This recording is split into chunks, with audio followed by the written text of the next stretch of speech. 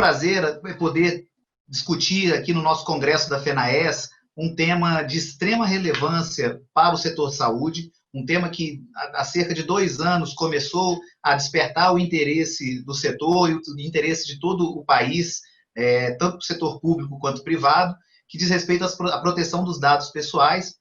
E, ultimamente, inclusive, com os grandes debates que foram perpetrados no que diz respeito ao início da vigência da lei, ao impacto da lei, inclusive no contexto de pandemia, trouxe uma importância ainda maior para a discussão sobre a LGPD. Felizmente, agora o momento é outro. O momento é um momento já de implementação, né, de caminharmos para, de fato, a implementação tanto da autoridade quanto dos ditames da nossa Lei Geral de Proteção de Dados. E aqui no Congresso da FENAES, temos a grata satisfação e uma grata alegria em poder compartilhar dos debates tanto um grande expoente do setor de proteção de dados, uma acadêmica, uma professora, inclusive uma das autoras do anteprojeto de lei, que é a professora Laura Mendes. Temos também uma grata satisfação de poder contar com uma representante também do governo, da Presidência da República, a doutora Daniela, e também o doutor Fabrício Mota, que é representante indicado pelo Senado Federal para compor o Conselho Nacional de Proteção de Dados, e um grande estudioso também e acompanha de perto o setor privado. Então, sem maiores delongas, para que a gente possa ouvir, na verdade, o que os nossos painelistas têm a dizer, eu gostaria, então, de dar a palavra para a doutora Laura Mendes, professora que tem nos acompanhado bem de perto aqui junto ao setor de saúde, e gostaríamos muito de ouvi-la falar sobre a aplicação da lei geral agora, especificamente ao setor saúde, bem como a implementação da autoridade. Doutora, é um prazer revê-la e a senhora tem a palavra. Obrigada, doutor Marcos. Em primeiro lugar, gostaria de agradecer aqui ao convite. É um prazer enorme estar aqui nesse congresso discutindo a LGPD. Então, agradecer também ao doutor Breno, cumprimentar aqui os meus colegas de painel, doutor Fabrício, um amigo de longa data e parceiro em tantos projetos, doutora Daniela, representante aqui do governo federal nesse tema. Então, é um prazer muito grande poder discutir um tema tão relevante para um setor tão relevante. Acho que eu queria dizer, em primeiro lugar, que a vigência, né, a entrada agora em vigor da Lei Geral de Proteção de Dados, me parece que é um passo relevante que está sendo dado agora pelo país. Nós sabemos que já há muito tempo nós estamos construindo todo um arcabouço normativo e institucional para a regulação de fluxo de dados na sociedade da informação. Então, é interessante a gente pensar que nós temos a regulação de tantos setores e de tantos temas, mas nós não tínhamos no Brasil ainda a regulação de algo que é tão relevante e tão vital para a nossa sociedade, que é a regulação do fluxo da informação pessoal. Né? Se nós temos hoje a sociedade do conhecimento amparada nesse fluxo, talvez com muita clareza, e é que precisamos da regulação desse fluxo, certo? Então, eu acho que a Lei Geral de Proteção de Dados vem com esse intuito de regular esse fluxo, obviamente não é de proibir o fluxo de dados, mas de fazer a regulação contextual. O seu foco é a proteção das pessoas, acho que isso é fundamental. Então, na verdade, ela vem concretizar um direito fundamental à proteção de dados. E me parece que, então, a Lei Geral de Proteção de Dados, ela vem, então, talvez, a se somar nesse arcabouço normativo que eu estava dizendo. Nós já temos o Marco Civil da Internet, uma série de outras leis, e talvez eu diria que esse arcabouço normativo institucional, ele é formado aí por um tripé fundamental, né? Em primeiro lugar, um direito fundamental à proteção de dados pessoais. Então, a tutela constitucional desses dados, a gente sabe que muito recentemente foi dado um passo importantíssimo do Supremo Tribunal Federal nesse sentido, e aí me refiro aqui ao julgamento dos dias 6 e 7 de maio, em que foi suspensa a medida provisória que determinava a obrigatoriedade das operadoras de telefonia de compartilharem dados com o IBGE. Nessa ocasião, o Supremo Tribunal Federal reconheceu um direito autônomo à proteção de dados pessoais, na minha visão. Eu acho que ele deu um passo fundamental. Então, certamente, um pilar essencial desse arcabouço normativo e institucional da sociedade da informação no nosso país, um dos pilares fundamentais é o reconhecimento desse direito fundamental à proteção de dados. É claro que a gente tem a PEC 17, que hoje está em discussão na Câmara dos Deputados, e certamente essa PEC vem a fortalecer ainda mais esse posicionamento, esse reconhecimento que já se deu no âmbito do Supremo Tribunal Federal. Então, eu acho que o reconhecimento e a tutela constitucional dos dados pessoais é um passo fundamental. O segundo é a entrada em vigor da Lei Geral de Proteção de Dados. Vale a pena lembrar que essa lei ela foi aprovada por unanimidade, tanto na Câmara quanto no Senado.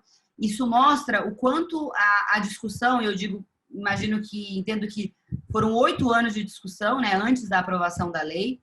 Isso mostra que a sociedade brasileira já estava madura, que havia, se a gente pega os manifestos, o doutor Fabrício participou desse processo aí ativamente, manifestos da Brascom, assinados por muitos setores tão distintos, a gente vê que foi uma lei, de fato, acordada, né, pela população. Foi uma lei que, de fato, teve um apoio multissetorial. Nós tivemos associações de PROCONs, os PROCONs, associações da sociedade civil, setores privados os mais diversos, né, o setor privado nas suas mais diversas representações, apoiando essa lei. Então, me parece que a entrada em vigor dela nada mais, natural nesse processo, digamos, em que ela foi tão discutida. E certamente a lei também é o segundo pilar, então, desse arcabouço ao qual eu me referi. E é claro que o terceiro pilar é a Autoridade Nacional de Proteção de Dados, que inclusive é o objeto desse painel. E certamente a gente sabe que toda a lei ela foi concebida para que ela pudesse ser aplicada, para que ela fosse, de fato, impulsionada e para que a sua aplicação fosse, inclusive, incentivada pela Autoridade Nacional de Proteção de Dados. É por isso que ela é tão discutida, ela é tão debatida e também tão esperada. Então, eu acho que esses 3 pilares mostram que o Brasil avançou muito nos últimos anos. A verdade é que nós estávamos muito atrasados. Se a gente for pensar, esse debate na Europa aconteceu desde a década de 70, né? Já tinha a Diretiva 95, centenas de leis, né? Assim, mais de uma centena de leis no mundo. Eu diria que chegamos atrasados um pouco nesse debate, mas eu diria que nós conseguimos, sim, digamos, talvez correr um pouco atrás desse atraso, aprovando uma lei moderna, equilibrada e com um apoio social tão grande. Então, eu acho que, eu diria que o Brasil está mostrando para o mundo, né, que nós conseguimos, sim, estar nesse debate à altura de países desenvolvidos. Eu acho que, claro, que nós temos desafios, e eu acho que os desafios a gente tem que discutir com muita seriedade para que a gente possa continuar acertando esses passos. Então, em relação a isso, eu queria comentar aqui a importância da Autoridade Nacional de Proteção de Dados. Nós, no IDP, temos uma parceria muito interessante com um think tank internacional chamado CIPL, Center for Information Policy Leadership. E com o CIPL, nós já lançamos 2 papers, 2 relatórios que eu entendo serem muito importantes. O primeiro deles com as prioridades da Autoridade Nacional de Proteção de Dados e o segundo com as prioridades para os agentes públicos e privados na adequação da lei. Então, a ideia é, de fato, trazer alguns pontos para o debate público e tentar, de fato, orientar e mostrar que a lei não é o bicho de 7 cabeças, como às vezes ela aparenta ser. Nesse primeiro paper, nós trouxemos algumas prioridades que a autoridade deveria se pautar, e nós entendemos que a autoridade ela não tem, digamos, um fim, como às vezes a gente escuta, mas como se o fim único dela fosse sancionar, fosse aplicar multas. Né? Certamente não é essa a principal atuação da autoridade. A principal atuação que a sociedade espera, ao meu ver, é que ela emita e possa regulamentar pontos da lei. Como a lei, eu sempre digo que a lei ela é principiológica, ela traz normas muito abertas, é uma forma mais moderna, mais contemporânea de regular, mas isso faz com que seja fundamental a concretização, inclusive em cada um dos setores dessa legislação. Né? E aí eu acho que é por isso que é tão importante a gente também falar desse setor de saúde. Essa concretização, ela tem que se dar em parte pela autoridade e em parte pelos próprios setores, pelo próprio setor privado, que pode, por meio de códigos de conduta, que pode, por meio de uma autorregulação, concretizar também a lei. Então, eu acho que, eu diria que para além dessa importante normatização, regulamentação e ação de orientação da autoridade, é fundamental também o próprio setor privado ser proativo e buscar digamos, essa concretização da lei, porque a gente sabe que setores específicos podem trazer riscos específicos relacionados à proteção de dados, né? A gente não pode comparar o setor da saúde com o setor financeiro, são riscos muito distintos que o processamento de dados traz para cada um desses setores, e é claro que as garantias também podem ser distintas. Então, me parece que a discussão em relação à autoridade, ela não tem essa função apenas, então, de sancionar, mas de orientar. É fundamental que ela indique prioridades, ou seja, a gente sabe que ela nunca vai conseguir lidar com todo o universo de mercado e do setor público. Então, acho que isso também é fundamental. Ela indicar já desde o seu início quais são as áreas prioritárias, vai ser implementação de direitos, quais são as prioridades dessa autoridade, né? É impossível abraçar o mundo, então eu acho que essa priorização é fundamental, até para sinalizar para o mercado e para os agentes de tratamento quais são, de fato, quais são as prioridades, quais são os focos dessa autoridade.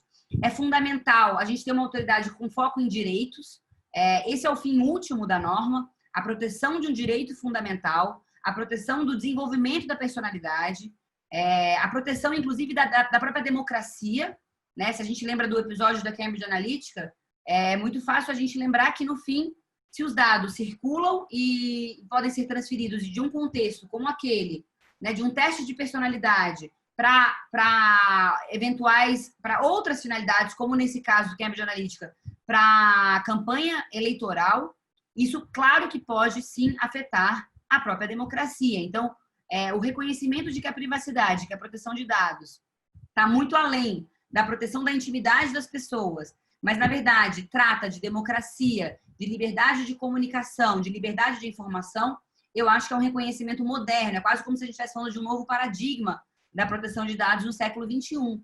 A ideia da proteção de dados não é fazer as pessoas serem reclusas, né? Ou se esconderem, ao contrário.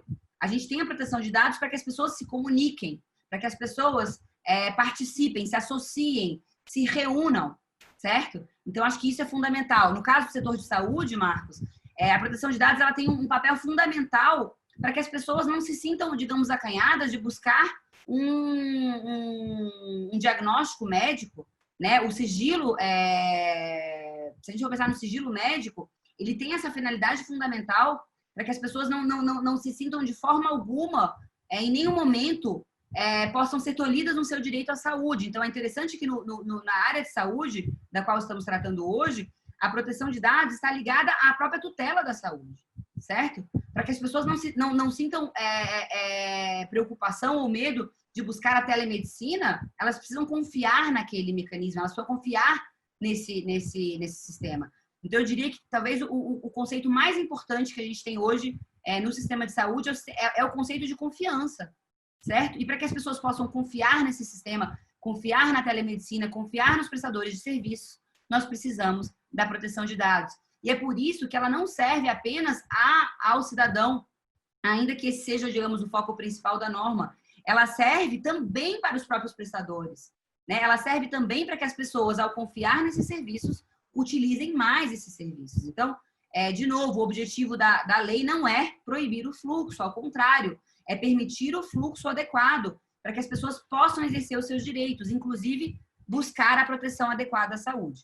E nesse sentido, eu acho que é fundamental aqui, e aí já encerrando a minha fala, eu queria talvez colocar 2 pontos. Então, dizer que nós estamos trabalhando aí junto com a CN Saúde, a liderança é do Marcos, como diretor jurídico da CN Saúde, nós estamos trabalhando num manual de condutas, né? Como se fosse um manual mesmo de autorregulação de proteção de dados no setor de saúde. Eu acho que isso mostra a liderança da associação, isso é fundamental aí para, eu diria, para a eficácia da própria norma. Como eu comentei há pouco, não existe, a lei de proteção de dados não será efetiva se as empresas não tomarem para si como um objetivo, de fato, digamos, inclusive empresarial, proteger os dados, como um objetivo empresarial, a proteção dos dados, certo?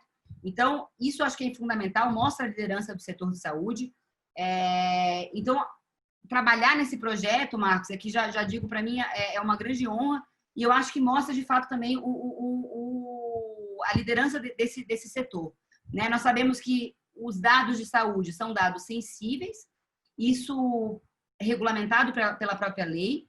A gente tem bases legais específicas, então sabemos que o legítimo interesse, por exemplo, não pode fundamentar o tratamento de dados, né, no caso de saúde.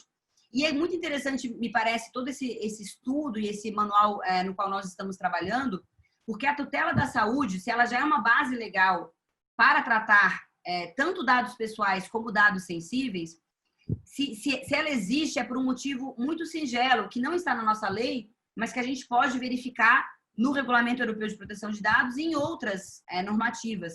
É porque aquele profissional de saúde, quem trabalha, né, o serviço de saúde, ele já trabalha com sigilo médico, ele já trabalha com sigilo das informações do paciente.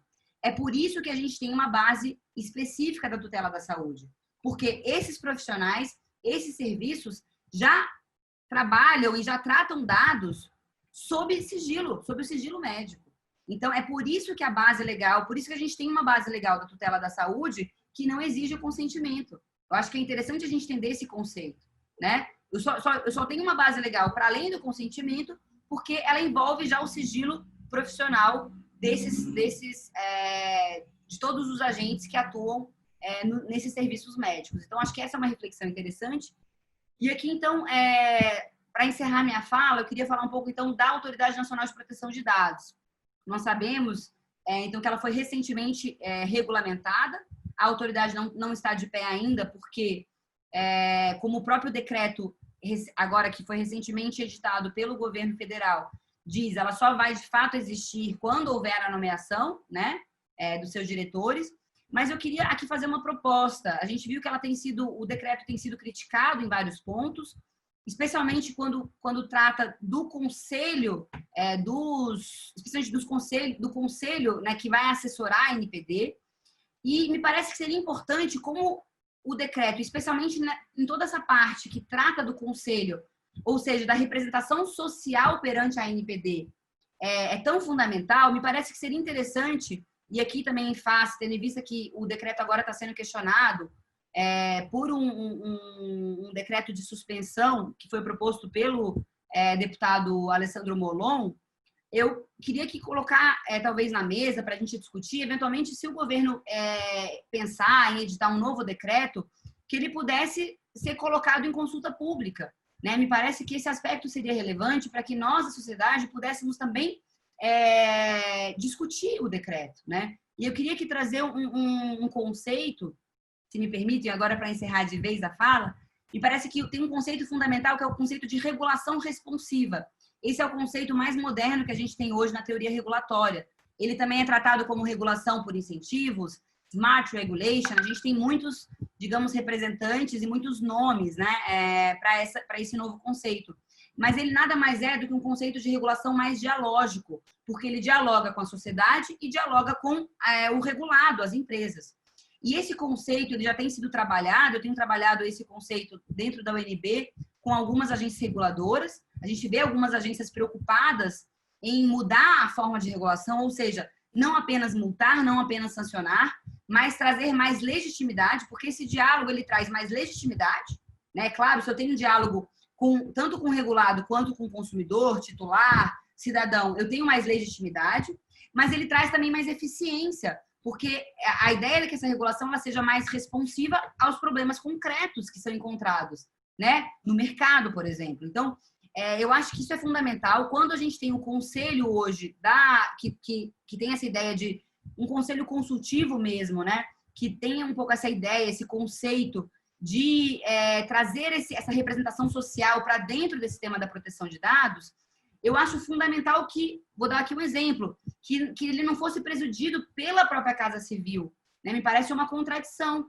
Se você tem um conselho da sociedade civil, ele deveria ser presidido por alguém da sociedade civil. Então, aqui como sugestão, me parece que talvez o melhor procedimento, à luz, inclusive, desse conceito de regulação responsiva, é que ele pudesse ser submetido à consulta pública, e eu acho que com isso a gente poderia resolver aí, e talvez caminhar para um começo da autoridade um pouco menos, com menos polêmicas e de uma forma um pouco mais construtiva.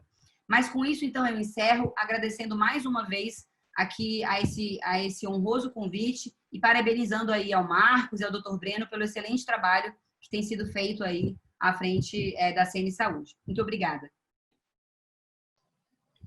Professora Laura, nós que agradecemos as bastante percussientes, importantes observações, realmente fomentando alguns temas muito importantes no que diz respeito à proteção de dados e essa implementação, né? Eu realmente fico pensando bastante que o intuito é de fato de transformar a autoridade num órgão que vá auxiliar, sim, o setor, que vá conduzir o setor, mas não só aquele o aspecto sancionatório, né? Então, por isso que as provocações que você apresentou foram muito importantes para que a gente pudesse realmente possa aperfeiçoar o trabalho, possa desenvolver a autoridade em suas plenas capacidades, juntamente com o seu conselho. Mas acho que vamos, então, até para poder falar um pouquinho mais sobre essa questão, sobre a autoridade propriamente dita, eu gostaria de abrir a palavra para a doutora Daniela Marques, né? Ela é assessora especial da Subchefia para Assuntos Jurídicos da Secretaria-Geral da Presidência da República e é um dos pontos focais dentro do governo no que diz respeito ao tema. Então, é com grande honra que a gente vai poder também ouvi-la, poder também discutir e debater um pouquinho sobre esse tema tão importante para a gente. Doutora, seja muito bem-vinda e a senhora tem a palavra. Oi, boa noite. Como falou, meu nome é Daniela Marques. Estou aqui representando o ministro da Secretaria-Geral e gostaria de agradecer desse convite que foi feito pela Federação Nacional dos Estabelecimentos de Serviços de Saúde, na pessoa do Dr. Breno, para participar desse painel justamente relacionado à implementação da Autoridade Nacional de Proteção de Dados, um tema que a gente trata todos os dias aqui na SAGE, na Secretaria-Geral. E agradecer também participar desse painel ao lado de grandes nomes da área de proteção de dados, a professora Laura Mendes, o doutor Fabrício de Mota e o doutor Marcos Ottoni. Sim, as últimas semanas têm sido bastante de muita emoção, né, nessa área de proteção de dados, né? Então, o dia 26 de agosto, que foi, né, tudo indicava que seria aprovada o artigo 4º da medida provisória 959, foi excluído no Senado, né? E por bem, também na mesma noite, praticamente de madrugada, houve a publicação do decreto de estrutura regimental da ANPD. Né? Na verdade, o decreto, como a professora Laura pontuou, ou melhor, a ANPD faz parte justamente do arcabouço institucional necessário a um nível adequado de proteção de dados, né? Que visa justamente assegurar a um só tempo os direitos da personalidade das pessoas naturais, né? Como privacidade, liberdade e o pleno desenvolvimento da personalidade.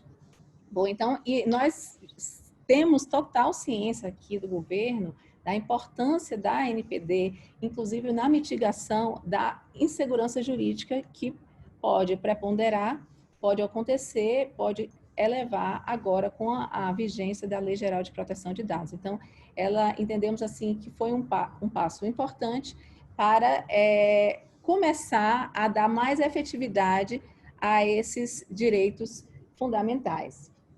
Bom, aqui agora eu vou compartilhar a apresentação e falar um pouquinho mais da própria ANPD. Vamos lá. A Lei Geral de Proteção de Dados, né, como eu falei, ela estabelece uma série de princípios e regras de tratamento de dados com vista justamente a aumentar a governança da pessoa natural sobre os seus dados e com o objetivo, com o escopo de proteger esses direitos fundamentais da privacidade, da liberdade e pleno desenvolvimento da personalidade. Essa lei, ela estabelece alguns dispositivos endereçam a área da saúde, que é objeto desse painel, né, desse congresso. Né? Um deles justamente, já foi pontuado, que é a possibilidade de tratamento de dados independentemente de consentimento, né? A possibilidade de regulamentação ou vedação pela ANPD do compartilhamento de dados sensíveis, né? Então, já aparece o papel da ANPD na área da saúde. Então, a ANPD vai ter um papel assim extremamente importante na compatibilização infralegal de diferentes interesses, como tanto o direito das pessoas naturais, né, dos indivíduos à privacidade, mas também existe um outro interesse público, né, o interesse público à pesquisa na área de saúde e o interesse público a próprias políticas de saúde. Então, não é uma solução fácil, ela vai precisar compatibilizar esses diferentes interesses. E a lei ainda ela é muito interessante, que ela fala assim, admite compartilhamento de dados determinando a anonimização sempre que possível.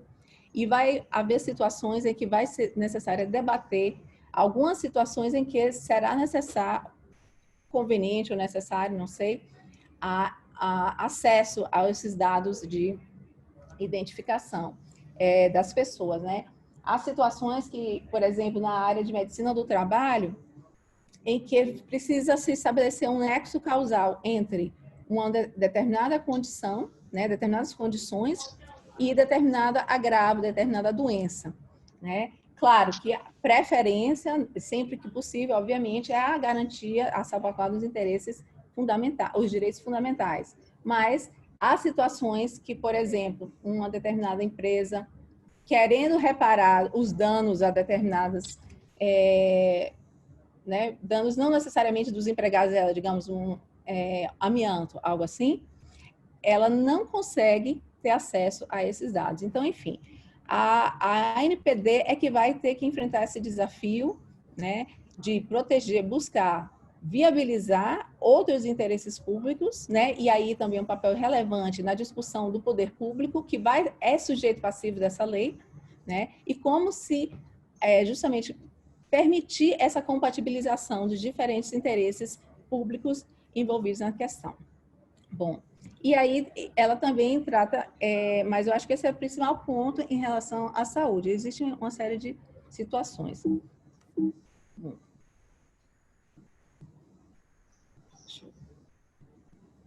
Bom, agora voltando a essa figura, a ANPD.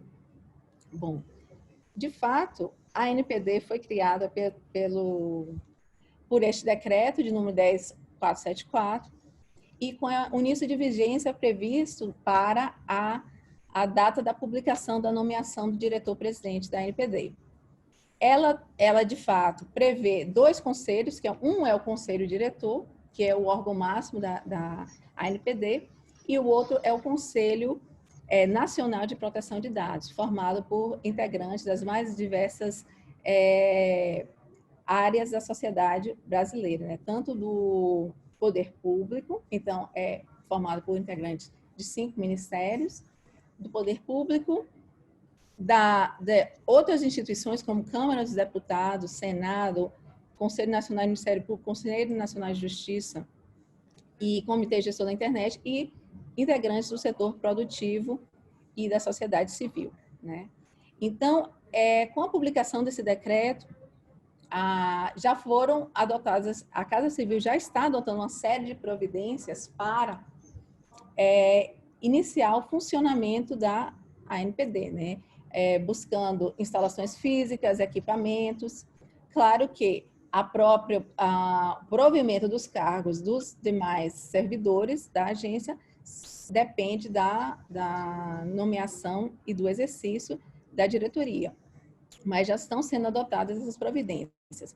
Também, o fato de se encontrar, apesar da crítica, né, de estar na presidência da República.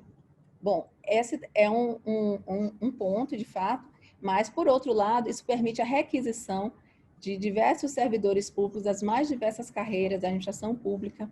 A legislação também prevê acordo de cooperação técnica. Então, assim, o decreto prevê 36 cargos, é bem enxuto, mas torna-se possível também atrair, digamos, talentos de outras carreiras da advocacia pública, especialistas em regulação, né, enfim, de várias carreiras da administração pública para compor os quadros da ANPD.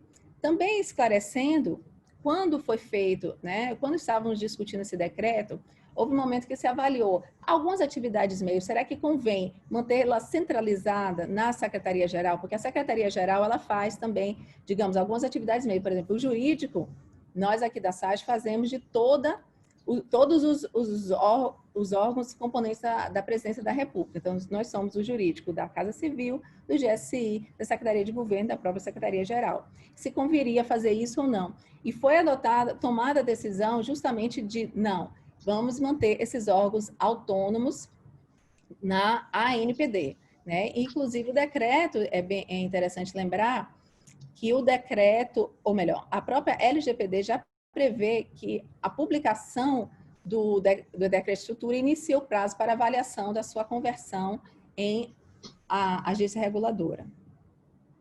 Bom, e qual é a função principal da ANPD?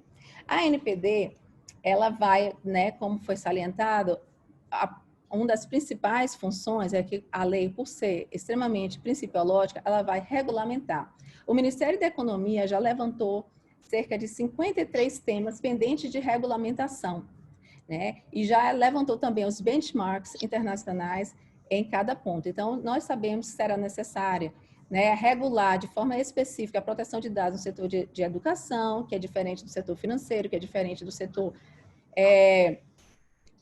de saúde, né? Então, será necessário. E há questões, digamos, técnicas também que dependem de uma regulamentação, de ser completado no nível infralegal, como, por exemplo,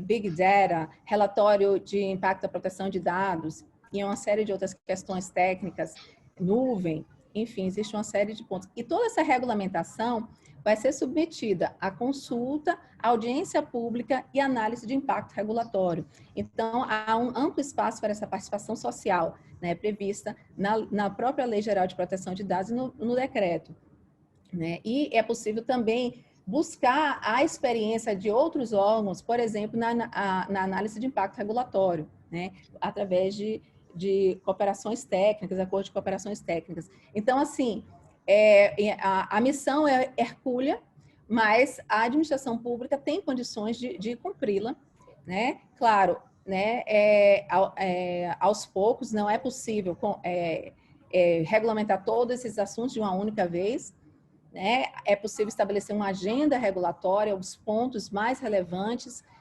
para a regulação.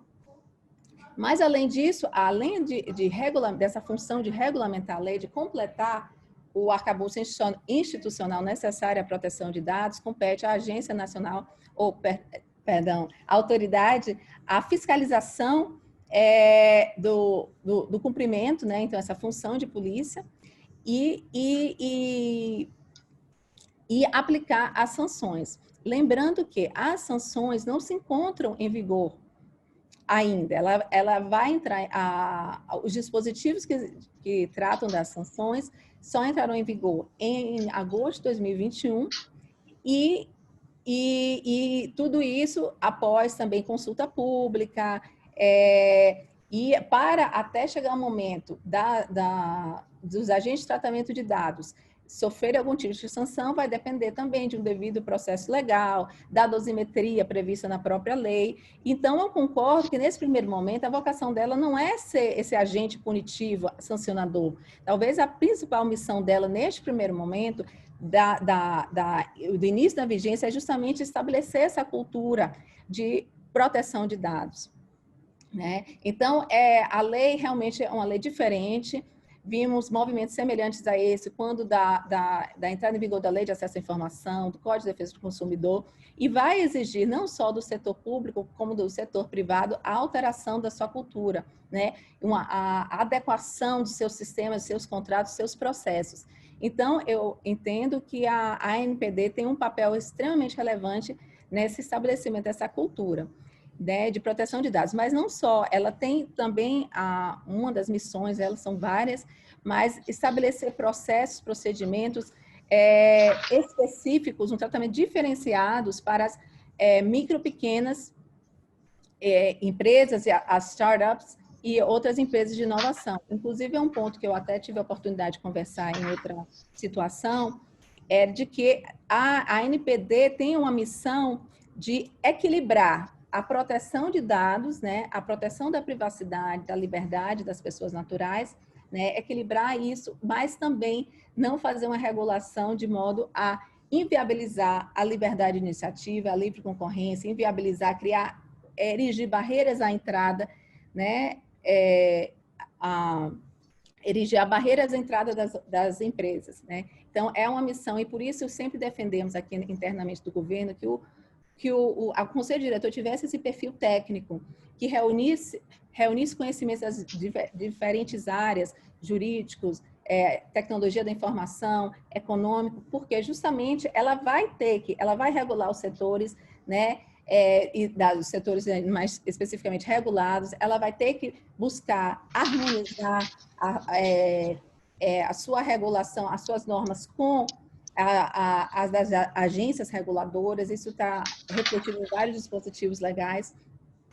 Né? A atuação, ela tem um papel relevante para a interpretação da legislação de proteção de dados, então, e mitigar, reduzir a insegurança jurídica que os agentes de tratamento de dados e os titulares de dados ficam sujeitos quando há uma pluralidade de autoridades interpretando e aplicando as normas. Então, a LGPD tem dispositivos expressos de que prepondera o entendimento da ANPD. Ela tem um papel também extremamente relevante na transferência internacional de dados e para a conquista de novos mercados, inclusive pelas empresas brasileiras. E, claro, também ela atende a uma recomendação da OCDE, porque existe recomendação da OCDE também estabelecendo a necessidade de autoridade, um arcabouço institucional adequado à proteção de dados. Então, o governo entende, assim, tem total noção, compreensão do papel da ANPD nesse arcabouço institucional de proteção de dados. Órgãos que foram criados, né, ou melhor, os órgãos que estão previstos no decreto é o Conselho Diretor, o órgão consultivo é o Conselho Nacional de Proteção de Dados, órgão de assistência direta, né, para dar um apoio ao Conselho Diretor, à Secretaria-Geral e duas coordenações gerais, órgãos seccionais, assessoria jurídica, ouvidoria e corregedoria, e órgãos específicos singulares de normatização, fiscalização, tecnologia e pesquisa. Bom, o órgão, né, o órgão máximo da ANPD é o Conselho Diretor, e ele vai ter competência justamente para solicitar ou determinar a adoção por parte dos agentes de tratamento de dados de uma série de providências, como elaboração ou apresentação do relatório de impacto de dados, a realização de salvaguardas, a realização de auditorias, enfim, ou efetivamente auditar. Então, na minha compreensão, a ANPD não vai ser dona ou vai ficar sob a custódia de um banco de dados de todas as empresas, né, todas as pessoas naturais e jurídicas que realizam operações de tratamento de dados. Isso tem, às vezes, essa noção tem sido compartilhada, mas não é necessariamente o que deve acontecer. Ela regula o setor, ela pode, sim, solicitar uma série de providências às empresas, mas ela não vai ficar necessariamente com todos os dados das empresas. Vai estabelecer normas complementares e aplicar as sanções. São 5 diretores, né? E o que se prevê que a Casa Civil indica e o presidente nomeia após serem sabatinados pelo Senado. Então, e aí se adota a mesma sistemática das agências reguladoras. Então, é uma autoridade em que pese esteja na administração direta, ela tem muitas características das agências reguladoras, né? Então, ela tem, como eu falo, cara e focinho de agência, mas ainda no caminho, ainda está inserida na administração direta, mas se garantindo, né, alguns um início de autonomia, né, as condições necessárias para essa autonomia. Os mandatos dos diretores, né, há uma demanda, né, internacional, né, ou melhor, o GDPR, a OCDE também recomenda, sempre reforça a necessidade de um perfil profissional adequado por parte da diretoria, E esses mandatos são de 4 anos, então também é dada garantia a esses diretores, mandatos de 4 anos, porém os primeiros diretores têm um mandato diferenciado de 2, 3, 4, 5 e 6 anos. Já o Conselho Nacional, que também tem sido questionado, mas foi a própria lei que outorgou ao presidente da República a competência para disciplinar a forma, né, digamos, de seleção, de indicação dos membros do Conselho Nacional. Nós temos representantes, como eu já mencionei, do Poder Executivo, e os órgãos escolhidos, né, definidos foram Casa Civil, GSI, Ministério da Justiça, Economia e Ciência e Tecnologia, os representantes de outras instituições e 13 representantes da sociedade civil do setor produtivo. E aí, tanto entidades de sociedade civil com atuação na área, instituições tecnológicas, confederações sindicais da categoria econômica, da categoria profissional e entidades do setor empresarial. Né? No decreto, eu já sei que foi questionado, mas foram adotados, foi adotada uma sistemática que é adotada em diversos outros colegiados, né? Ou seja, sempre há um ato do ministro, de algum ministro, né? Por exemplo, Conselho Nacional de Política Indigenista, um ato do ministro da Justiça indicando os membros, os representantes da sociedade civil. Né? A coordenação da Casa Civil, porque existe um outro decreto que diz que todos os decretos todos os colegiados precisam ter uma coordenação. Né? Enfim, não na nossa visão, em que pese as críticas, mas assim, há uma sustentação para diversas, né, da forma como ficou ficou o decreto. Como é que está o de tempo? Marcos? Doutor, acho que mais uns 5 minutos, acho que a gente conseguiria. Ah, tá. Bom, então, aqui é mais ou menos esse aqui, a carinha da NPD, né? Temos o conselho diretor, né, não é um órgão, né, por enquanto ela tem natureza de órgão, não é um órgão muito grande, né, são 36 cargos, né, com os diretores, né, o diretor-presidente e essas diferentes áreas, né, que, enfim, é uma autoridade que começa ainda enxuta, né, em comparando com outras autoridades, mas eu nem acompanhei lá quando foi editada a medida provisória que alterou a LGPD, mas me parece que foi por uma questão que não era possível no final do governo Temer criar uma nova pessoa jurídica e cargos, né, no final do mandato. Eu acho que é uma restrição da lei de responsabilidade fiscal.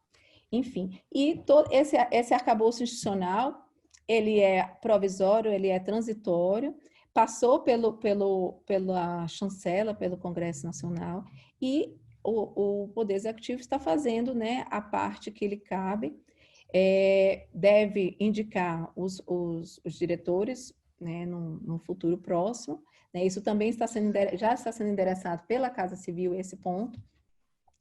E, enfim, há um planejamento, o Ministério da Economia já levantou vários pontos que precisam ser regulamentados, já teve até uma espécie de plano de ação, né? Enfim, claro que o efetivo perfil da autoridade vai depender dos diretores, mas, além disso, né, o próprio, mesmo antes do efetivo funcionamento da ANPD, o Poder Executivo se encontra obrigado a cumprir a lei. E também tem buscado, né, eu participo de grupos com as agências reguladoras, tem buscado se adequar, cumprir a lei. Há um guia de boas práticas também que foi editado, deve ter uma segunda versão. Então, assim, há um esforço de tornar real, tornar efetiva o arcabouço institucional, né, de proteção de dados, que eu sei que demorou para ser aprovada a lei, demorou para ser criada a autoridade, mas esforços estão sendo envidados, nem sempre são públicos, estão sendo envidados para colocar a Autoridade Nacional de Proteção de Dados de pé e funcionando e cumprindo sua missão institucional. Obrigada. Doutora Daniela, muitíssimo obrigado. Eu acho que foi bastante interessante até para a gente acompanhar um pouco do do mindset, né, como muita gente gosta de falar, da forma como vocês do governo vislumbram o atendimento, o cumprimento da legislação no que diz respeito à criação da autoridade, né? Gostei muito de alguns pontos, quando a senhora mencionou, no que diz respeito ao mapeamento dos 53 temas que vão necessitar de regulação e que já há um plano de ação. Isso é muito bom, é muito positivo, e dá um certo conforto para nós do setor privado, porque a gente imaginava assim, a autoridade, ao ser constituída, vai enfrentar desde a questão da necessidade de mobilização de pessoal até a definição de como agir. Mas se a gente já tem um pouco, já assim, que isso já está sendo pensado no governo, isso é muito positivo. Essa preocupação também do equilíbrio entre a proteção do indivíduo, mas sem deixar de lado, é claro, o desenvolvimento do setor privado, do desenvolvimento da tecnologia e da sociedade de uma forma geral, é muito importante também. A questão da composição dos talentos, de que para integrar a equipe que vai funcionar dentro da autoridade já está sendo selecionada, não estamos falando nem dos diretores, mas a equipe com quadros de excelência dentro do serviço público, e sabemos que temos vários, né? Temos pessoas brilhantes que atuam dentro do serviço público e vão poder auxiliar com conhecimento, seja no conhecimento jurídico, conhecimento técnico, na questão da tecnologia e regulação. Eu acho que isso é muito bom. E a questão também de que o Guia de Boas Práticas está sendo reeditado também para que já auxilie essa diretoria. Aí o que a gente percebe? Que, diante dessa apresentação já bem detalhada de como vai ser o funcionamento, a gente precisa também ter um pouquinho de visão de como vai se dar sob o ângulo das empresas, né? E aí, eu acho que ninguém melhor do que o professor Fabrício, doutor Fabrício Mota, que já é um profundo conhecedor do dia a dia das empresas, que possa também contribuir com a gente. O que ele tem verificado na expectativa da criação da autoridade, como é que está sendo o próximo dia depois do início da vigência. Então, professor, doutor Fabrício, queria que você pudesse, então, falar um pouquinho para a gente sobre isso, e você teria a palavra. Marcos, obrigado por estar aqui mais uma vez. É uma honra estar aqui do lado da professora Laura. Eu sempre falo que ela foi a minha professora. Eu tive aulas extremamente particulares que ninguém teve, ela, com Danilo, com outras pessoas. Assim, eu sou muito privilegiado por isso. Eu já falei para ela várias vezes e ela sabe. Daniela, também é um prazer estar aqui com você. Primeira vez que eu participo de um painel ao seu lado, né, virtualmente. Uhum. Marcos, realmente existe uma expectativa muito grande do que vai acontecer de fato. Bom, o primeiro ponto é que a própria entrada em vigor da lei não está muito clara ainda, né? A gente tem muitas correntes, quer dizer, a gente já devia ter correntes doutrinárias sobre a LGPD, mas nós temos correntes doutrinárias sobre a entrada em vigor da LGPD. Isso não está muito claro. Muitas pessoas já estão considerando a lei vigente desde a efetividade do prazo constitucional e até mesmo o ato processual legislativo do presidente do Senado causou um pouco de conturbação nesse cenário. Existem pessoas que estão transferindo essa data para o momento da sanção, mas ainda tem dúvida se é no dia da sanção ou se é um dia útil após a sanção. Então, não há uma unanimidade ainda sobre esse tema. Mas a verdade é que realmente as empresas estão muito apreensivas e agora, muito recentemente, a gente percebeu um movimento de apreensão também dos partidos políticos, né? Mas eles não são o foco da nossa conversa aqui. As empresas estão muito apreensivas em relação a isso, porque de fato estão com muito medo, né? Elas têm muito medo do que vai ocorrer. Claro que muitas visões foram colocadas em torno desse processo político, né, de construção da lei e agora da entrada em vigor. E o fato é que há uma certa insegurança de parte da sociedade com relação ao que vai ocorrer, especialmente enquanto a autoridade não se constitui. A gente sabe que, como a Laura colocou, inclusive muito bem, por sinal, a visão de que a autoridade não deva iniciar sua atuação institucional com esse olhar punitivista, mas com um olhar de construção. E é bom ouvir a Daniela falar a mesma linguagem. porque realmente tem que ser dessa forma. A gente acho que ninguém pensa diferentemente disso, né?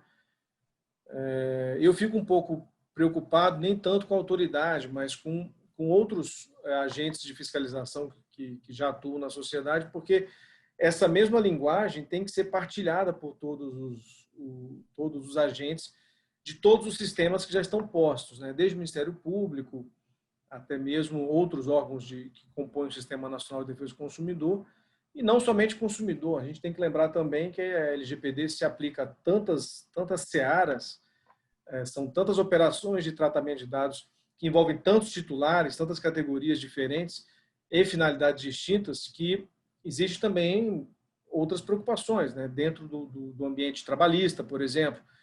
Todas as empresas têm destinatários dos seus serviços, seja B2C ou B2B, mesmo B2B também você tem representantes das empresas que são clientes dos nossos serviços.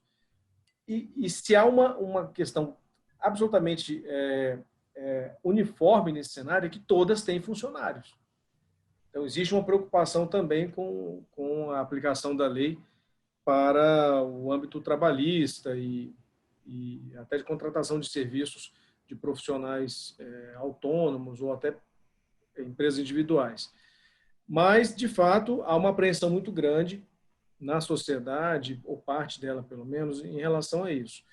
O que a gente espera é que, de fato, haja uma celeridade muito grande na implementação da autoridade. Então, ouvir a Daniela falar que já tem tanto estudo sendo feito, isso dá um certo conforto, porque a gente sabe que existe uma burocracia própria da máquina pública para a criação de órgãos, para a implementação dos órgãos, para a própria concretização desses elementos, né, que são criados de forma muito abstrata. E é muito importante ouvir que já há todo esse esforço para subsidiar a autoridade quando ela for constituída. Ainda é muito cedo para dizer qual vai ser o nível de atuação ou o ritmo de atuação da autoridade, porque a gente não tem nenhum nomes indicados, né? Então, é importante saber quem são esses diretores para fazer uma leitura do perfil das suas histórias também de vida, né? Seu background profissional, suas atuações, se existem posições doutrinárias já postas no mercado, manifestações públicas, né? Também, isso tudo faz parte de leituras que compõem o controle social. Político também, porque o Senado vai participar ativamente desse debate, porque cabe a ele a sabatina, né? A aprovação dos nomes e a validação dos nomes que o presidente virá a indicar. Eu entendo que tem de haver uma certa tolerância global da sociedade como um todo, não somente das empresas, mas também da própria sociedade de modo geral, para que a gente passe por um processo de transição de sistemas, né? Já que não temos autoridade para nos auxiliar nesse aspecto ainda, eu vi, inclusive, que houve uma recomendação do CNJ destinada à magistratura, para que considere parcimônia, né, na aplicação da LGPD, porque mesmo que boa parte dessas normas dependa de regulamentação, acho que a Daniela comentou 53 pontos, se não me engano, boa parte da lei, a maioria da lei, inclusive, a maior parte da lei, já pode ser aplicada com toda a força, a partir da vigência. E isso vai trazer algumas questões muito interessantes. Eu não conheço nenhuma empresa no Brasil que esteja 100% adequada, não sei nem se isso é possível ou se isso é utópico, né? Acho que a Laura tem uma experiência internacional marcante e pode até compartilhar isso, mas eu não sei se há a primeira adequação plena. Mas mesmo que não haja adequação plena, no Brasil a gente não tem nenhum levantamento oficial, né? E aqui fica uma sugestão para a presidência da República, quem sabe, direcionar um levantamento, uma pesquisa em nível abrangente no território nacional para termos uma noção mais concreta de qual o nível de maturidade e aderência, não só das empresas, mas de outros agentes de tratamento, em relação ao LGPD. Não temos isso. Temos algumas pesquisas setoriais que alguns órgãos contratam, mas são muito pouco representativas. Acho que eu não vi nenhuma pesquisa abrangente. considerando o número de agentes de tratamento que nós temos, porque a gente tem que levar em consideração não só empresas, mas temos diversas entidades associativas, institutos, fundações, partidos políticos, órgãos e entes públicos, de modo geral. Estamos falando aqui de União, Estados, DF, municípios, todos os órgãos que compõem a administração pública direta e indireta, de todos os poderes. Então, é uma massa muito significativa de agentes de tratamento. E isso também tem que ser levado em consideração, até para que se pondere, que se paute o nível, como a Laura colocou, o calendário de prioridades o programa de prioridades da autoridade. O que vai ser realmente mais urgente? Talvez a autoridade seja constituída de forma efetiva até setembro, né? Vamos supor que os nomes sejam indicados e entrem nessa mega sabatina que o Senado está querendo promover já a partir do dia 21. Então, vamos supor que em outubro a gente tenha o conselho diretor já devidamente sabatinado e aprovado. Mas qual será a prioridade da autoridade? Talvez ela tenha que se preocupar com o processo eleitoral. A Laura falou, talvez focar nos direitos titular. Perfeito. Mas tem também um processo eleitoral vindo aí. Como é que a gente coordena esses ambientes? E a gente sabe que isso é desafiador para todos os lados que se observem. Então, eu penso que, de um modo geral, esse plano de ação ele não está muito bem definido e seria importante para a gente, como sociedade, saber o que vem por aí. Até para nos prepararmos para as consultas públicas e audiências das quais a Daniela falou. Até para isso, porque a sociedade... Veja, eu fico pensando, Marcos, vamos supor, o processo de sabatina. Se esse processo ocorrer, de fato, agora no dia 21, nós, sociedade, vamos ter uma semana para investigar esses nomes da diretoria. É muito pouco tempo para exercer um controle social e político adequado, até para subsidiar os parlamentares que vão participar do debate.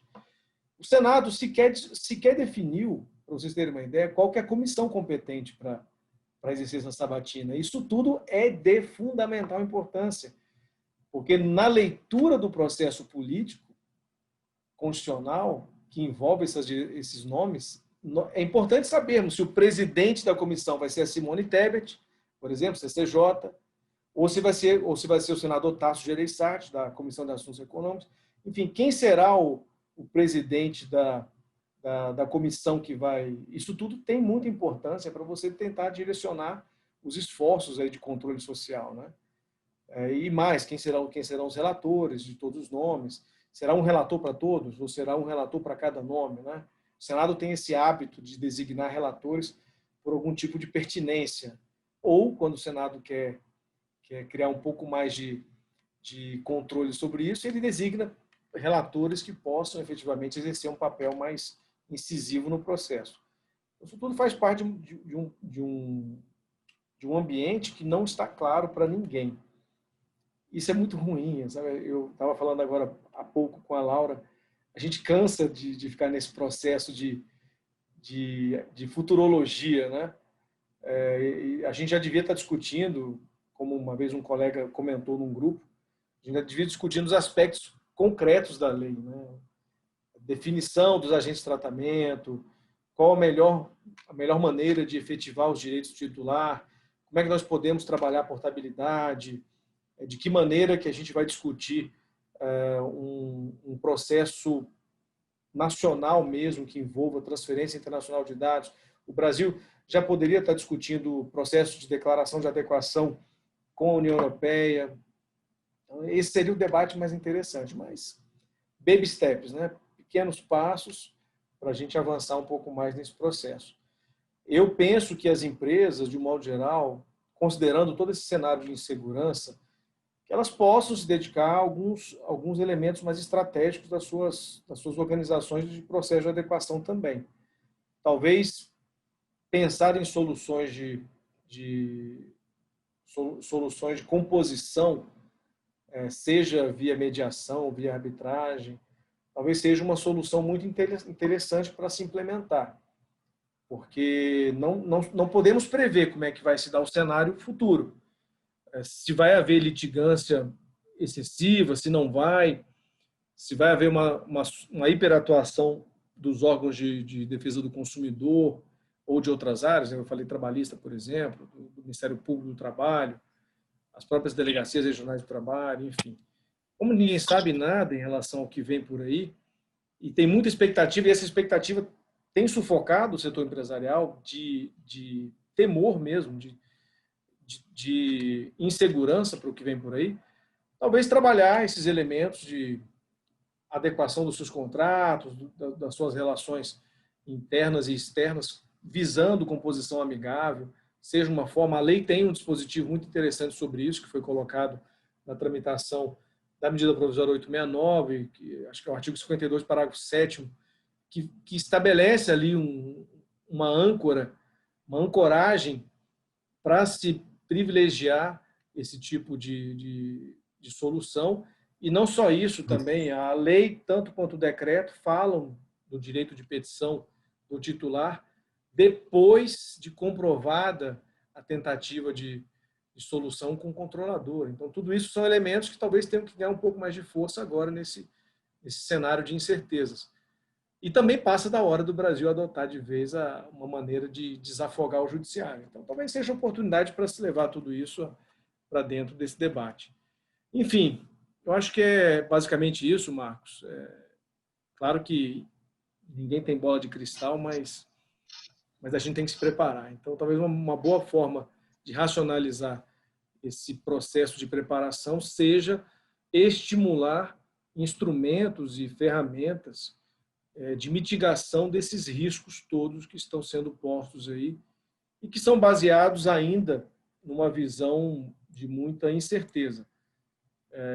E como tudo isso envolve processos complexos de adaptação, e não somente processos complexos de adaptação, mas também custos operacionais, talvez seja uma solução inteligente você privilegiar a composição amigável no que diz respeito ao tratamento de dados pessoais. E, claro, o mais importante de tudo, privilegiar o processo de adequação tanto quanto possível.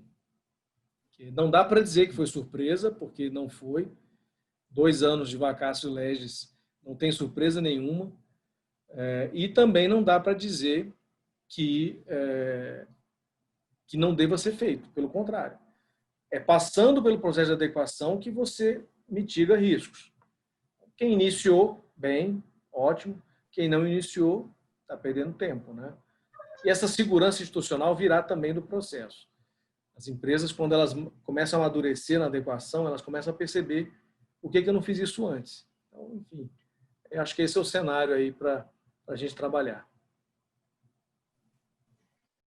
Não, Fabrício, eu queria te agradecer muito, sempre com a visão muito pragmática, né, muito concreta, objetiva sobre causa e consequência, né, sobre o futuro. Eu acho que isso desde a época que fizemos o curso lá na Universidade de Maastricht, de DPO, e que, graças a você que me indicou, eu posso acompanhar isso, vejo que realmente você tem essa visão concreta de qual vai ser o passo a passo.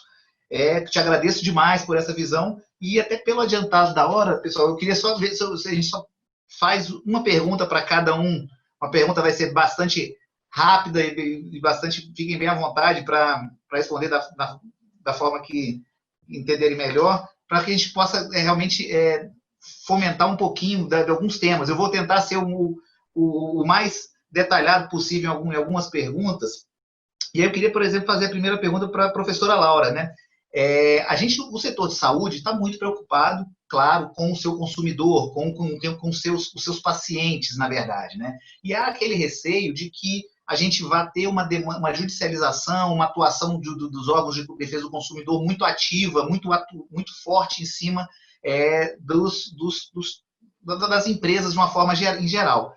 Professora, o que a senhora acha no que diz respeito a essa relação, esse jogo de força entre os órgãos de defesa do consumidor e a Autoridade Nacional de Proteção de Dados? Recentemente saiu um artigo no Jota comentando sobre isso, onde, na verdade, os órgãos de defesa do consumidor deveriam aguardar e meio que se submeter um pouco aos ditames do que diz respeito à autoridade. E o que a senhora vê no que diz respeito a esse aspecto? Bom, obrigada, Marcos, pela excelente pergunta. Eu acho que a lei, primeiro, ela é muito clara, deixando, digamos, expresso que a interpretação final será da Autoridade Nacional de Proteção de Dados. Então, acho que esse é um ponto importante. Lembrando que o fluxo de dados, né, a regulação desse fluxo de dados é algo muito específico, é algo muito técnico e complexo. Então, me parece que faz sentido, sim, você ter essa interpretação para a autoridade. É natural, assim como concorrência, você tem essa última fala do CAD, né, por exemplo. Então, eu acho que é importante a gente identificar essa natureza específica da regulação, por isso que eu até comecei a falar sobre isso. Se a gente regula o fluxo de dados, a Autoridade Nacional de Proteção de Dados é quem vai ter, digamos, mais habilidade, mais expertise, né, que é o que se espera, para lidar com esse tema. Então, acho que isso é importante. A competência está assegurada. Quem vai falar por último sobre esse tema é a ANPD. O que é claro que é natural, a ANPD ela surge num complexo sistema regulatório, em que você tem não só o sistema de defesa do consumidor, mas outras agências também, né? A própria ANS, né, sobre a qual a gente já conversou, que também está atuante nesse tema, e muitas outras, a Anatel, Bacen. Então, eu acho que nesse contexto, a gente vai ter que necessariamente ter uma cooperação. Eu acho que mesmo com o Sistema Nacional de Defesa do Consumidor, eu acho que seria importante, mais do que a gente pensar no conflito, é que a autoridade já nasça pensando na cooperação com esses entes. Mesmo com a Senacom, pensando aqui como coordenador desse sistema, como a gente pode cooperar, né? Talvez seja natural que os consumidores busquem aí o consumidor.gov, lembrando que pelo decreto recente do governo, também a Autoridade Nacional de Proteção de Dados provavelmente vai ter que usar o consumidor.gov como um meio de resolução de conflitos, né? Então, aí já tem uma facilidade aí de conexão de informações. Então, me parece que a cooperação tem que ser, a gente precisa enfrentar esse problema e enfrentar ele de frente. Nós temos múltiplos órgãos que tratam de temas semelhantes. A gente precisa cooperar mais do que entrar em conflito. Então, eu acho que esse tema a gente tem que falar abertamente e eu entendo que os órgãos têm que cooperar. A gente tem, eu entendo que as competências são muito distintas, tá? E entendo que apenas em temas muito pontuais que pode haver conflitos. E talvez também em relação a esses pontos conflitantes, a gente precisa conversar abertamente e buscar a solução. Então, eu entendo que os temas, a princípio, são tratados de formas diferentes, CAD, defesa do consumidor, proteção de dados, os temas setoriais também podem ser tratados pelas agências, e que nos pontos que eventualmente haja conflitos, as pessoas precisam cooperar e enfrentar e buscar uma solução. A gente tem aí um histórico de conflitos nessas áreas.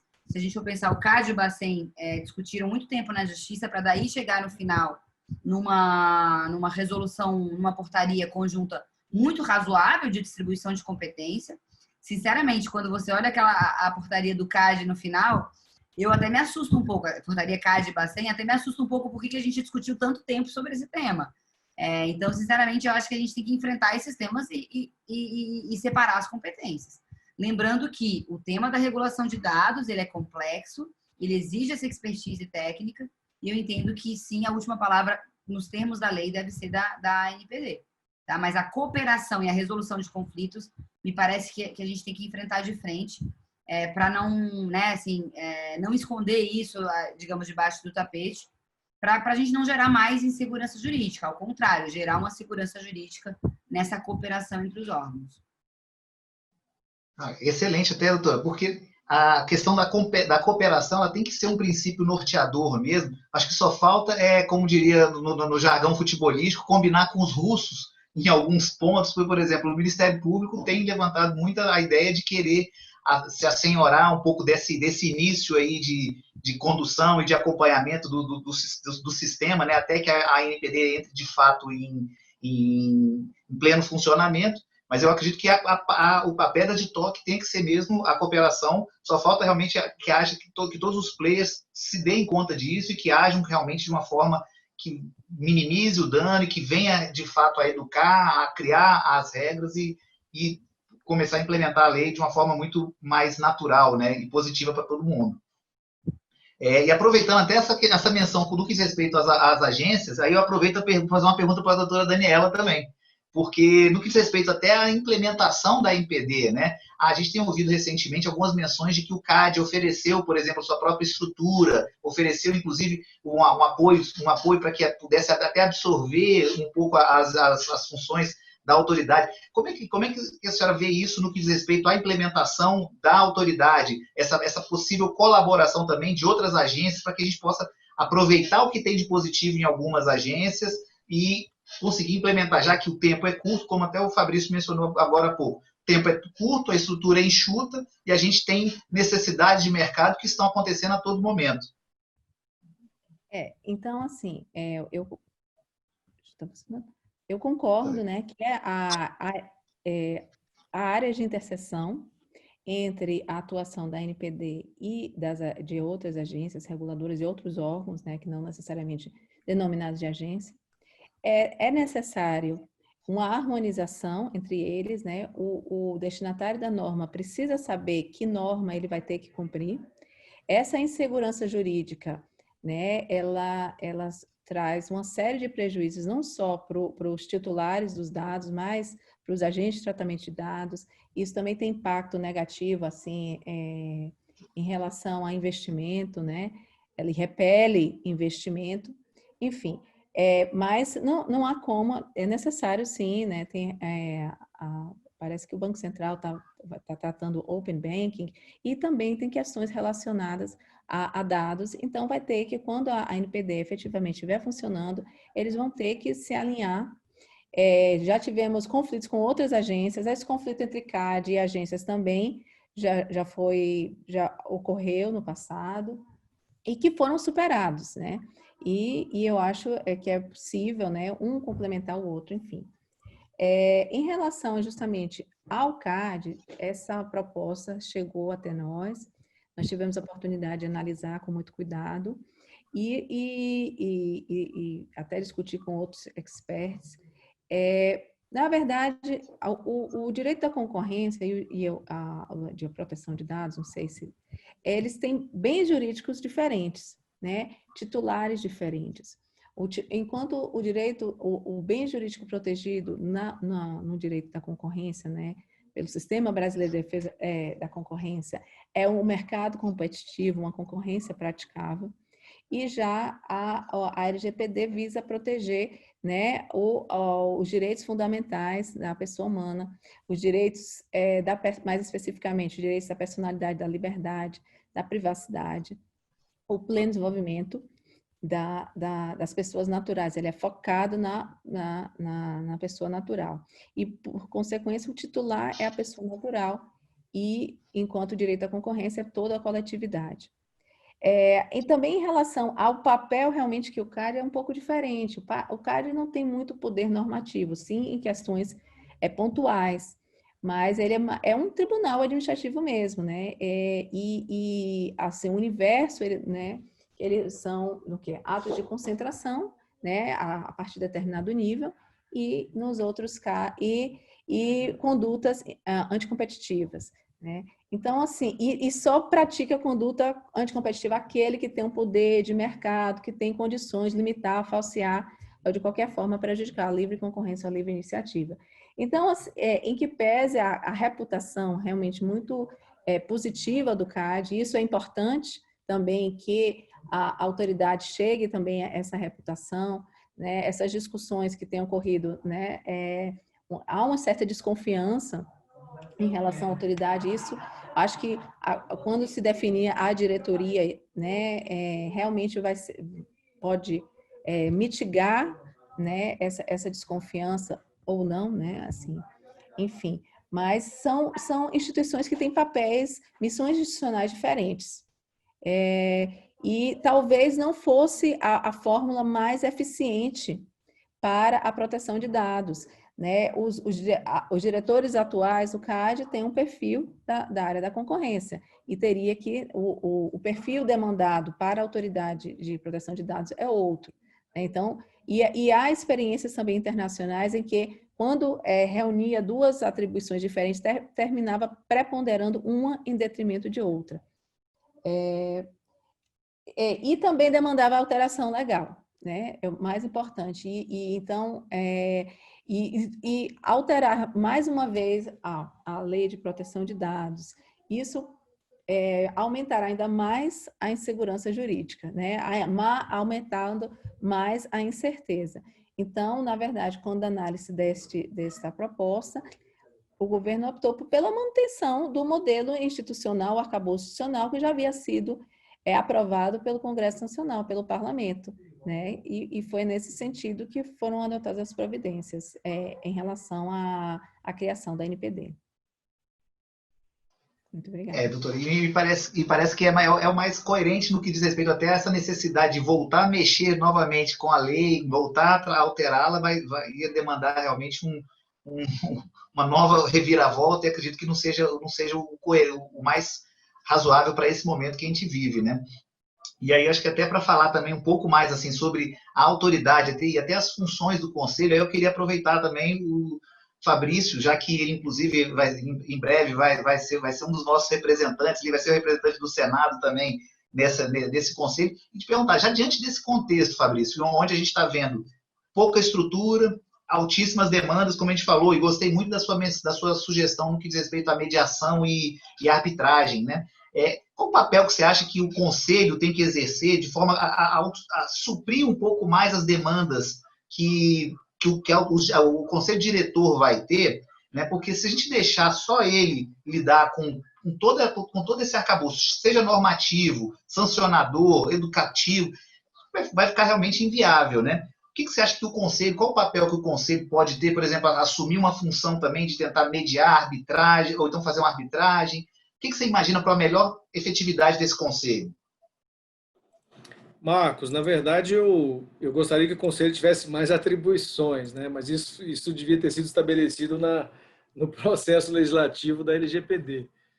Eu acho que o Conselho é um órgão de extrema relevância, é muito importante, especialmente nesse contexto de transição de sistema, né? A gente está inaugurando uma regulação bem abrangente. Proteção de dados não é novidade de forma alguma, mas é a primeira vez que temos uma lei geral sobre o assunto, e isso tem um impacto muito grande em um dos principais elementos para a efetividade dessas normas, que é a cultura, é o conhecimento, a disseminação da informação. E esse talvez seja o papel mais relevante do Conselho. Entre as poucas atribuições que a lei estabeleceu para ele, está exatamente o disseminar o conteúdo e a cultura e a educação em proteção de dados. E nesse aspecto, eu acho que é uma das atribuições mais relevantes que existem para a Autoridade Nacional de Proteção de Dados. Exatamente por ser uma novidade em grande parte. Imagina, nós temos aí um universo de empresas que nunca nem ouviu falar em relatório de impacto de proteção de dados, não tem a menor ideia nem o que seja isso. Trabalhar com matriz de risco, isso tem um conjunto muito abrangente de agentes de tratamentos que nunca passou por isso. Então, tudo isso faz parte de um processo, esse processo de transformação. E também um outro aspecto que eu acho relevante, uma outra atribuição muito importante do Conselho, é a de assessorar o Conselho Diretor e o próprio Presidente da República, dentro das suas atribuições, respeitadas as respectivas atribuições, na elaboração e na formulação da Política Nacional de Proteção de Dados. Eu sempre defendi, Marcos, você sabe disso, que a gente já conversou muito sobre isso em vários aspectos, que a proteção de dados ela vai ter muita aderência no Brasil quando o poder público efetivamente abraçar essa causa, não como agente de fiscalização e controle, mas especialmente como agente participante do processo. Ou seja, o poder público, seus órgãos e entes, como atores do processo de conformidade. E a gente está vendo isso, inclusive, né? Vários órgãos públicos têm se posicionado, inclusive do próprio governo federal, já indicando seus encarregados de proteção de dados, já elaborando documentos para servirem de guia e de instrução para os demais órgãos do Poder Executivo, do Poder Judiciário também, o trabalho que o CNJ tem feito, que já está iniciado, já está em algum grau de maturidade. Isso tudo faz parte dessa transformação lenta. Mas se nós tivéssemos uma política nacional de proteção de dados, que seria um documento para pautar e guiar as ações do Estado, do nosso Estado, em relação à proteção de dados para os próximos anos ou décadas, aí sim eu acredito que o Brasil poderia estar bem mais maduro nesse debate. Então, essa é uma das atribuições muito relevantes também do Conselho.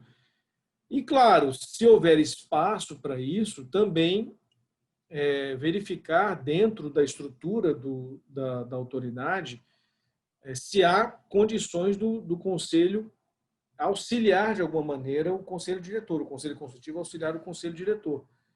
Claro que isso tem que ser verificado dentro das competências de cada um, tanto legalmente definidas como definidas pelo decreto, mas seria muito importante que o Conselho fosse ouvido em processos significativos e relevantes das tomadas de decisão que o Conselho Diretor vai adotar, seja no aspecto interpretativo da lei, porque a gente tem que lembrar que o Conselho Diretor é quem vai definir o que se entende em instância administrativa por proteção de dados.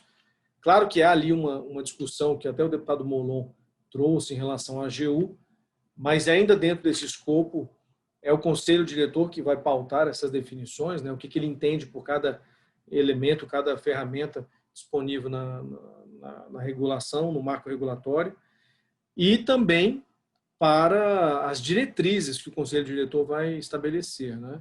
E o Conselho Consultivo, por ser um órgão de representação social, de representação da sociedade, ele poderá trazer subsídios muito significativos para além daqueles colhidos em consultas públicas. A razão de ser do Conselho estar dentro da autoridade é de poder trazer para o órgão a voz da sociedade. Então, não é apenas dentro daquele processo formal de consulta pública, né, que tem início, meio e fim, mas o Conselho sendo um locus permanente de representação e voz da sociedade. Então, há espaço para o Conselho assessorar o Conselho Diretor, o Conselho Consultivo assessorar o Conselho Diretor, de várias maneiras, né? Eu sempre imaginei que o Conselho poderia ocupar, né, nos meus desejos mais íntimos, o Conselho poderia ocupar o papel de um grupo de trabalho do artigo 29, por exemplo. Ele seria espetacular. Ou o atual Comitê Europeu, né, de Proteção de Dados. É você trazer especialistas da sociedade, e isso eu achei muito positivo do decreto, inclusive. O decreto ele subiu a régua da qualificação dos representantes da sociedade, que nem a lei estabeleceu. Eu achei isso muito positivo. Ou seja, a sociedade pode e deve indicar seus representantes, mas sabendo que tem um critério mínimo ali de qualificação. Isso é muito positivo, porque o debate tem que ser qualificado. Mas é importante que ele seja plural, tanto na sua origem como na sua produção. E você trazer a própria sociedade, que sabe melhor do que ninguém, em cada setor, as dores que está passando para a implementação, para dentro da autoridade, isso é muito positivo, né? Isso traz uma vivência, uma virtude mesmo, de manter a autoridade sempre muito atual em relação aos desafios de implementação. Porque não é só esse momento que a gente está vivendo. A adequação à lei não é só isso, pegar o antes e o depois. Existe uma permanência aí que tem que ser estabelecida, né? A gente sabe que a proteção de dados ela tem que se fazer viva dentro das empresas. Não é um processo que tenha início, meio e fim. Ela tem início e ela não para mais. Então, a participação do Conselho pode ajudar muito nesse aspecto. E com relação ao que você colocou, de participar de algum grau de mediação, é claro que a gente não sabe se isso poderia ser feito no âmbito aí das limitações legais e infralegais, mas o Conselho poderia sim sugerir diversas formas de atuação da autoridade em relação a esse poder de mediação, né? E aí eu acho que cabe um espaço aí também para se estabelecerem algumas propostas. Mas, enfim, são poucas, mas relevantes atribuições, né, do Conselho. Não, perfeito. Eu acho que é esse papel de oxigenar a autoridade, né? O conselho vai ter esse papel que é fundamental. E se puder também auxiliar, já que os recursos são escassos e as demandas infinitas, né? Seria de grande valia, até pela, como você falou, pela régua que foi levantada e que esperamos que todos os membros sejam, de fato, apoiadores e incentivadores aí da implementação. Gente, infelizmente a minha vontade, eu tinha aqui anotado pelo menos mais outras 2 perguntas para cada um aqui, recebi também algumas perguntas aqui também dos nossos sindicatos e dos nossos representantes, mas infelizmente pelo tempo a gente está um pouco premido, e até é uma pena porque poder contar com painelistas tão qualificados, né, e que representativos de tantos excertos da sociedade, né? No caso, temos a academia, temos o setor empresarial, o governo, eu acho que foi uma oportunidade única. E eu espero que a gente possa fomentar isso mais vezes, porque é muito importante a gente ter essa troca de visões e troca de ideias. A FENAES, em seu congresso, agradece muito, muito realmente a compreensão e participação de todos vocês. Foi muito importante para que a gente pudesse passar para os nossos filiados, para os nossos estabelecimentos privados de saúde, ter uma visão de como que vai se dar a autoridade, né? Como que vai se dar, quais são os focos, até como a professora Laura mencionou, quais são as áreas prioritárias que a autoridade tem que focar também nos direitos do indivíduo, né? A doutora Daniela mencionou a importância da estruturação, da observância das regras legais e de quem que vai compor a autoridade, e o Fabrício mencionando todos os aspectos práticos. Eu acho que foi de muita valia. Eu gostaria, em nome do Dr. Breno, agradecer demais a participação de vocês e queria já até reforçar para que a gente pudesse fazer mais debates como esse, até com o desenvolvimento dos acontecimentos, que a cada semana temos coisas novas, né? Mas acho que é sempre importante para a gente construir realmente o conhecimento e o pleno desenvolvimento da autoridade. Eu queria agradecer, então, mais uma vez. Se alguém quiser deixar algum recado, a palavra está aberta. Marcos, só agradecer à FENAES e à CNI Saúde por esse convite e parabenizar por esse excelente evento.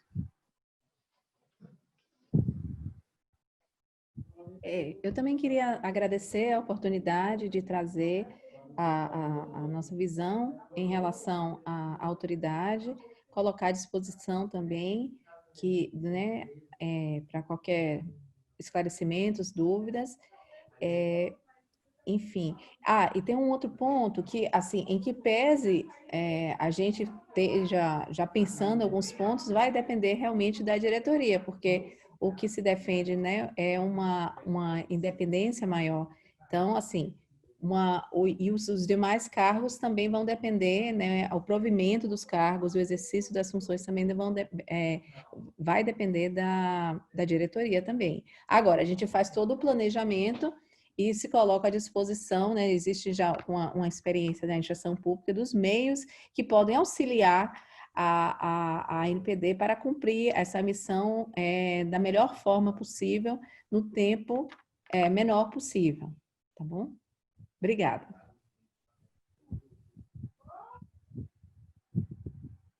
Marcos, eu agradeço também a oportunidade, parabenizo pelo evento, espero que as excelentes informações que foram compartilhadas hoje possam reverberar bastante, porque a gente está precisando exatamente isso, de disseminar a informação.